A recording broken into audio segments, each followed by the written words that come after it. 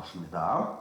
오늘은 다윗이 암몬과 아람을 치다라는 제목입니다. 역대상 19장 1절에 그 후에 암몬 자손의 왕 나하스가 죽고 그의 아들이 대신하여 왕이 되니.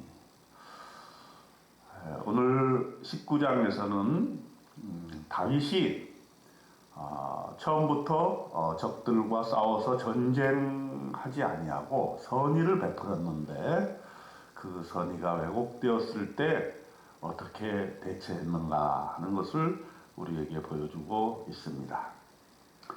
암몬에 대해서 나오는데요. 원래 암몬은 요단 동편에 모압 위에 있었던 그런 나라였습니다. 다윗과 암몬 사이의 관계는 조금 묘한 관계가 있습니다. 원래는 사실은 적이기 때문에 암몬 왕이 나하스가 길르앗 야베스를 포위하고 주민들의 눈을 뽑겠다고 했던 그런 장면이 사무엘상 11장에 나옵니다.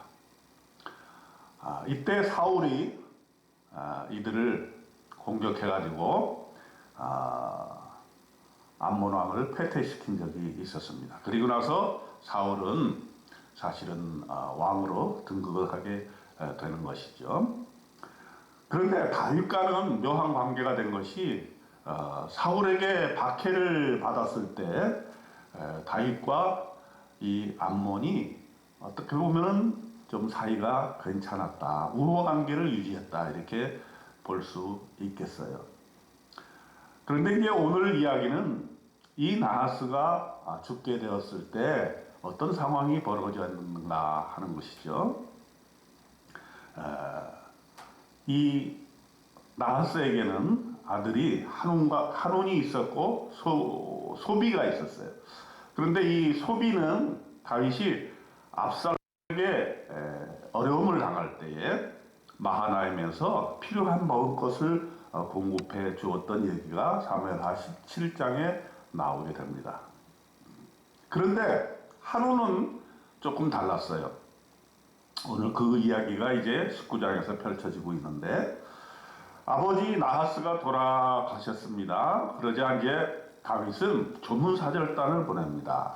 2절에 보니까 다윗이 이르되 한운의 아버지 나하스가 전에 내게 호의를 베풀었으니 이제 내가 그의 아들 한운에게 호의를 베풀리라. 이렇게 하여서 그 아버지에 대한 예우를 갖춰서 조문사절단을 보냈습니다. 그런데 이 한운은 그 선의를 왜곡했다라는 장면이 나와요. 그 신하들이 이렇게 얘기를 해요. 3절 보니까 다윗이 이 땅을 엿보고 정탐하여 전복시키고자 함이 아니니까. 사태를 왜곡한 거죠. 다윗은 진정으로 예전에 나하스가 자신에게 도움이 되고 호의를 베풀어 줬기 때문에 그 나하스가 죽을 때에 마땅한 그런 호의를 베풀어서 장례에 가서 조문하려고 했는데 암몬 자손들은 그것을 오해를 했던 것이죠. 그것까지는 좋은데 오히려 상당히 치욕적인 일을 다윗의 신하들에게 했던 것을 봅니다. 4절에 보니까 한온이 이에 다윗의 신하들을 잡아 그들의 수염을 깎고 그 의복을 볼기 중간까지 자르고 돌려보내매. 이 당시에 그 수염은 아주 인간 존엄, 특히 남자의 존엄이라 볼 수가 있는데 그것을 잘라버리고 의복의 그 볼기 중앙까지 잘라서 아주 치욕적인 그런 대접을 했던 것이죠. 다윗이 이 사실을 알게 되었을 때 얼마나 흥분했겠습니까? 내 호의를 정말로 이렇게 왜곡해도 되는 것인가? 나는 선의를 베풀었지만 너희가 악으로 나를 갚으려고 하는가? 그래서 금방 군대를 끌고 죽일 것 같이 달려들었을 것 같지만 다윗은 참았습니다. 인내했습니다. 그리고 아마 성경에는 나오지 않았지만 아마 하나님의 뜻을 물었을 것입니다. 다윗은 명령을 내렸습니다. 그 신하들, 수치를 당한 신하들이 여리고에 머물면서 수염이 자라면 돌아오라, 이렇게 이야기를 했습니다. 수염이 자랄 때까지 기다린 것이죠. 한편 암몬 자손들은 가만히 생각해 보니까 자기가 다윗의 심기를 건드렸거든요. 그래서 이거 아무래도 전쟁을 하지 않을 수가 없겠구나 생각을 해서 자기 힘만으로는 안 되니까 용병을 구했습니다. 돈을 어마어마하게 썼어요. 은 1000달란트를 썼다 했습니다.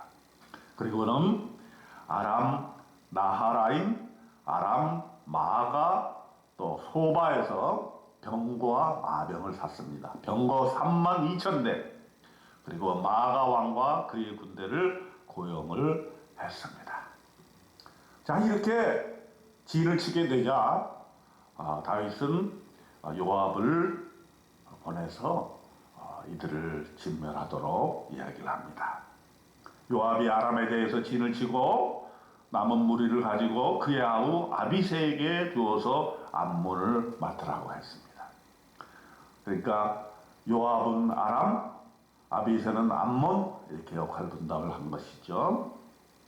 그러면서 이렇게 이야기를 합니다. 13절에 너는 힘을 내라. 우리가 우리 백성과 우리 하나님의 성읍들을 위하여 힘을 내자. 여호와께서 선히 여기시는 대로 행하시기를 원하노라. 여기에 바로 다윗의 심정이 담겨 있다고 볼 수가 있겠습니다. 여호와께서 선히 여기시는 대로 행하기를 원하노라. 하나님께서 해결해 주시기를 원하는 것이죠. 원래 다윗은 전쟁을 하려고 하지 않았는데 그 다윗의 선의를 왜곡해서 이렇게 싸움을 걸어온 암몬과 아람에 대해서 하나님께서 각별한 조치를 취해주기를 원했던 것입니다. 아람 사람이 다윗에 의해서 패했습니다.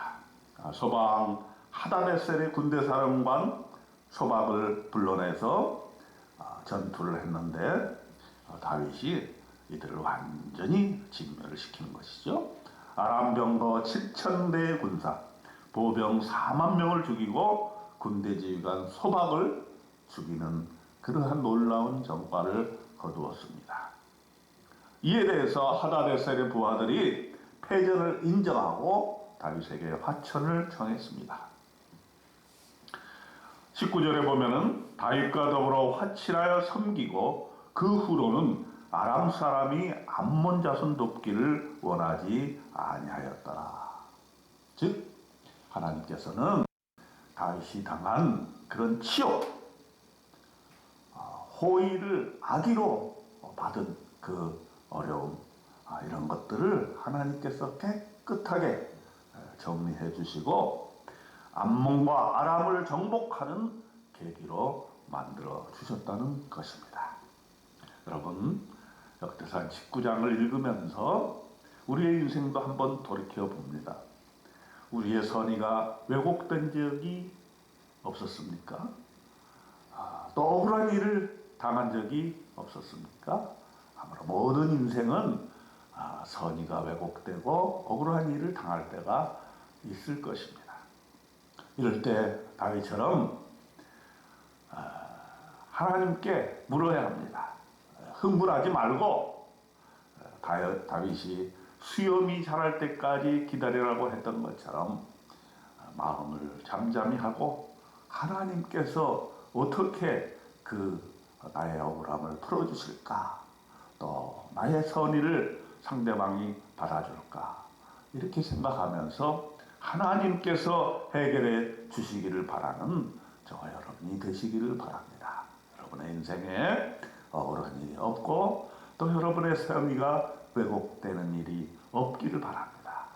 하지만 이 세상 살다 보면 그런 일이 있을진데 그런 일이 있을 때마다 하나님께 묻고 하나님께서 해결해 주시도록 바라는 저와 여러분의 생애에 참으로 좋은 일들만 있기를 주님의 이름으로 축원드립니다. 아멘.